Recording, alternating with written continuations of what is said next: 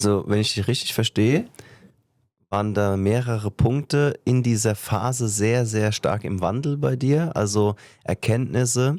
Das eine ist so, du hast im Prinzip dein Wertekonstrukt mal analysiert und hast gesagt, hey, was ist eigentlich mein übergeordneter, wichtigster Wert? Meine 5 Hauptwerte, genau. Ja, cool. Genau. Familie war dann auf 1?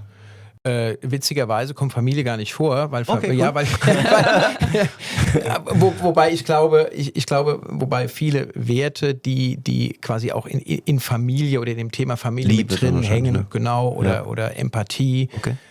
Offenheit, Dankbarkeit ist bei mir was ganz Wichtiges, aber in beide Richtungen. Ja, also ich kann beispielsweise nicht mit Menschen umgehen, die keine Dankbarkeit annehmen können. Ja, gab so Leute in meinem Umfeld, wenn du dich da